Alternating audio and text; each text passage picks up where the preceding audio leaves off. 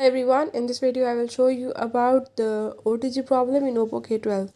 So if the OTG is not working or you are facing the OTG related issue, I will show you how to fix it. You have to watch complete video, follow all the steps, and if you are new to my channel, don't forget to subscribe. Now for further details, let's watch the video.